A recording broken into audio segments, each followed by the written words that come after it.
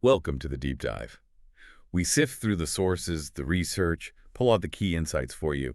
And today, well, we're digging into the Elon Musk story, specifically his early days, the challenges, and really what made him, well, him, those experiences that shaped his vision. Yeah, our mission here is to try and understand how someone with a, let's say, less than straightforward start, even a difficult one, became such a major figure. We're using excerpts from The Boy Who Dreamed of Mars, and it's really about the journey, Not just the big wins later, but the mindset forged early on, how those seeds were planted. Okay, so let's unpack that. Hmm. Born 1971, Pretoria, South Africa. Mm-hmm. The source uses this phrase, born in silence.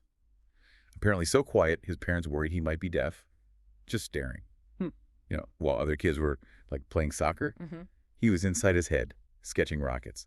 Definitely not a typical kid. No, not at all. And it wasn't just daydreaming. The source points out he taught himself programming at 10 What? from a book. Wow. Yeah, because nobody else could teach him.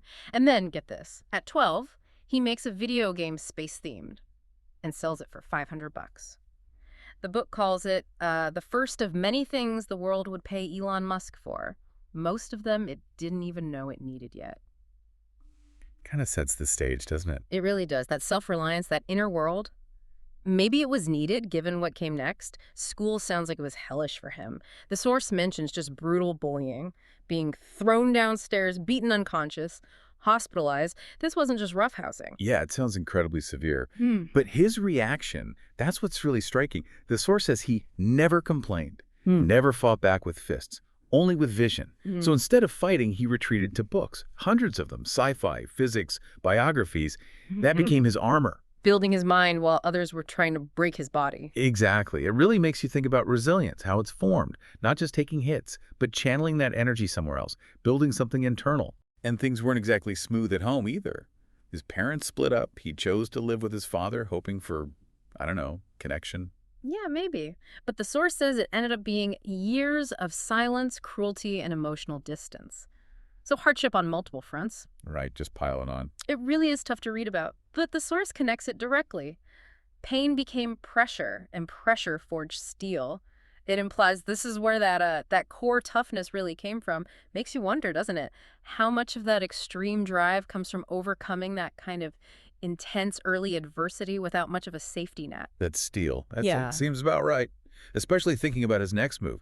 At 17, he just leaves South Africa. Yeah. Suitcase, backpack, and this huge dream, America. He saw it as the place where big things happened, where dreams weren't ridiculed. A land of opportunity, quite literally in his mind. And it wasn't a straight shot. First Canada, then the U.S. University of Pennsylvania. And the classic story, right? Sleeping on couches, working hard, hustling harder, laying the groundwork. And that hustle, Mm-hmm.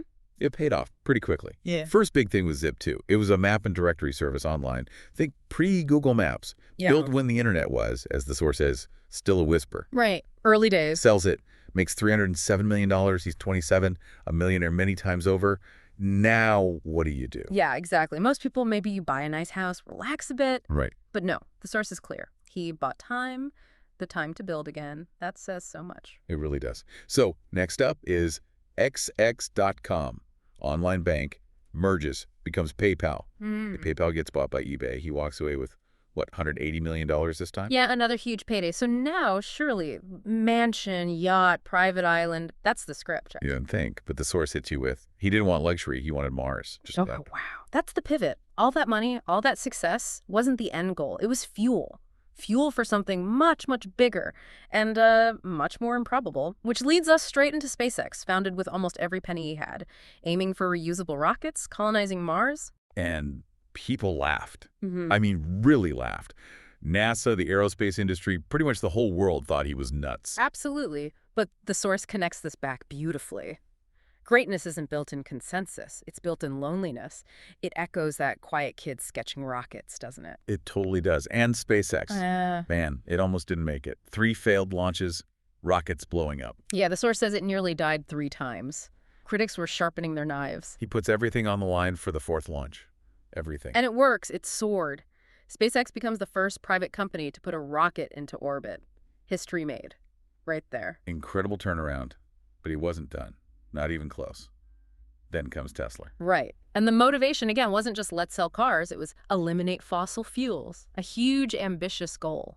And again, the doubters were loud. Can't mass-produce electric cars, nobody will buy them, the big car companies will crush you. Heard it all before, right. But Tesla didn't just survive, it thrived. Became the most valuable car company on the planet. And as the source points out, it basically forced the entire auto industry to go electric, changed everything. And the list just keeps going. Solar City, Neuralink, connecting brains to computers, the Yeah. Boring Company digging tunnels, Starlink internet from space. Each one starts out sounding kind of crazy, gets mocked. And then he executes.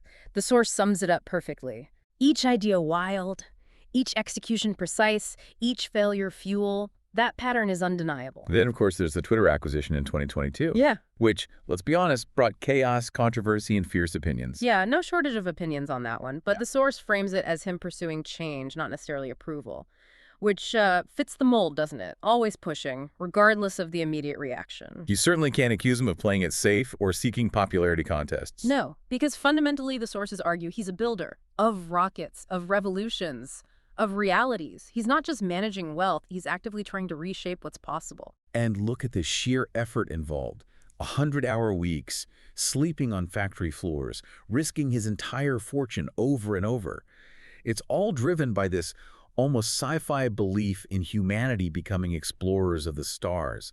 That seems to be the core engine. And look, the source acknowledges he's not perfect. He's flawed, he's eccentric, he makes mistakes, of course.